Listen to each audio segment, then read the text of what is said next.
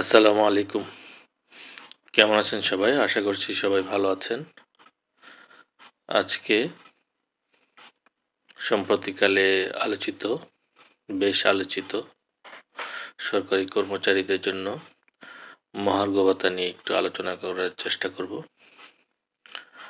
আমরা বেশ কিছুদিন যাবতই সামাজিক মাধ্যমে মহার্ঘ ভাতা পাচ্ছি বা এর শতাংশ হারও অনেকটা আমরা পেয়েছি, কিন্তু কোনোটি নির্ভরযোগ্য সূত্র আমরা বলতে পারিনি।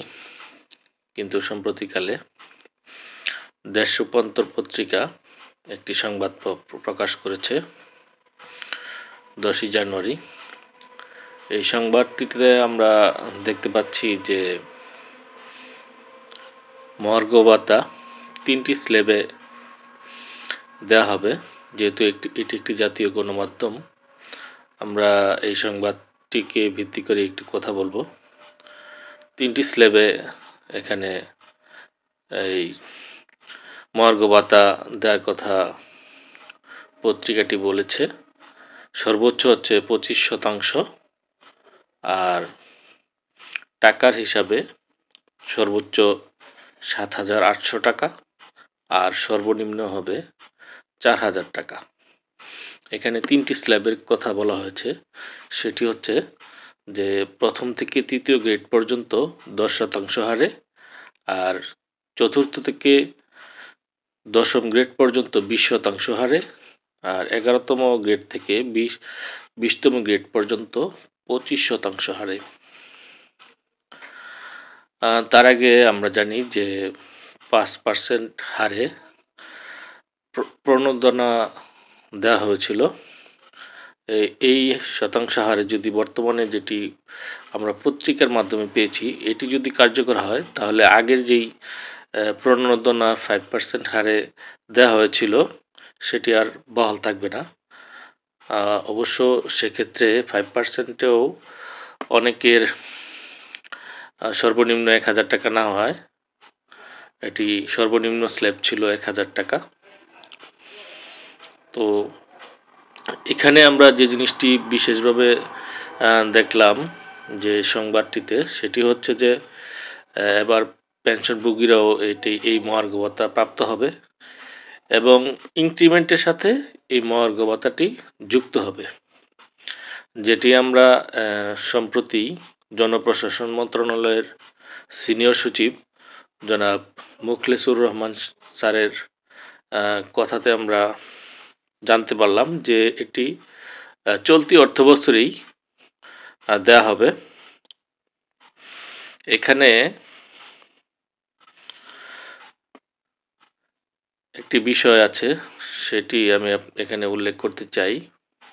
বিভিন্ন গণমাধ্যম এবং যারা এ ব্যাপারে বেশ জানাশোনা আছে, এ বিষয়টি নিয়ে গবেষণা করছেন, তাদের বিভিন্ন কথা এবং লেখা থেকে যতটুকু জানতে পারলাম সেটি হচ্ছে যে 39,000 টাকার উপরে যাদের মূল বেতন, তাদের সর্বোচ্চ 7,800 টাকা পাবে। তার বেশি পাওয়ার কোনো সুযোগ নেই, তিনি যে গ্রেডেরই কর্মকর্তা হন না কেন বা যত শতাংশই সর্বোচ্চ ঘোষণা করা হোক না কেন। আর এখানে যেটি বলা হয়েছে সর্বনিম্ন স্ল্যাব হচ্ছে 4,000 টাকা, সেটিও 16,000 টাকা পর্যন্ত যাদের মূল বেতন, তারা 4,000 টাকার নিচে পাবেন না। এই হলো কথা। এখানে আরেকটি কথা বিশেষভাবে উল্লেখযোগ্য, সেটি হচ্ছে যে বেসিক অর্থাৎ মূল বেতন যাদের 16,000 টাকা থেকে 39,000 টাকা, অর্থাৎ 39,000 টাকার উপরে যতই হোক আপনার 7,800 টাকার বেশি পাবেন না, আর 16,000 টাকার নিচে যতই হোক তিনি 4,000 টাকার কম পাবেন না। এটি যেমন একটি কথা, ঠিক তেমনি 16,000 টাকা বেসিক থেকে নিয়ে 39,000 টাকা পর্যন্ত যে বেসিক, এর মাঝে যারা আছেন তারা এখানে যে স্ল্যাব ভিত্তিক শতাংশ কথা বলা হয়েছে, ওই শতকরা হারে হিসাবে এখানে ব্যবহৃত হবে।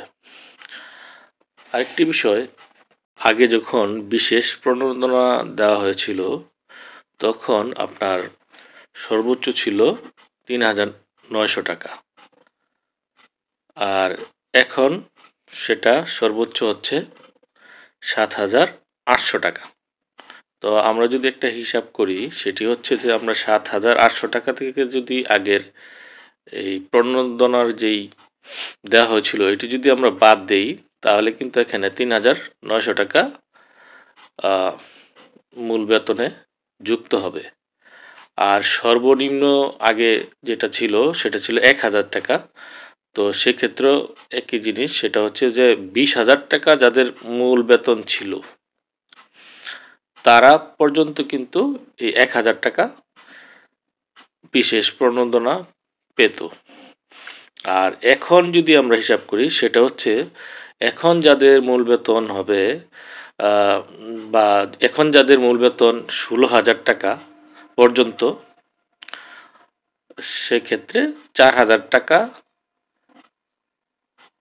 টাকা মহার্ঘ ভাতা পাবে।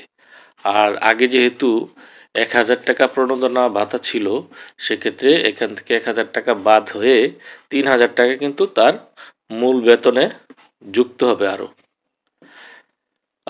আর সেই হিসাবে আপনার এখন কিন্তু এটা একটা সহনীয় মাত্রায় মনে হয়। এখানে আমি একটা হিসাব পেয়েছি, সেটি হচ্ছে যে ২০১৪ সালে যখন মহার্ঘ ভাতা দেওয়া হয়েছিল তখন এটার রেশিও ছিল 1:4। আর এখন যারা এ বিষয়ে এক্সপার্ট তারা হিসাব করে বলছেন যে এখন এটি রেশিও এসে দাঁড়াবে 1:2। এইবারের মহার্ঘ ভাতায় বিশেষভাবে যে জিনিসটি বলা হয়েছে সেটি হচ্ছে যে এই মহার্ঘ ভাতাটি মূল বেতনের সাথে জুলাইয়ে যুক্ত হয়ে যাবে।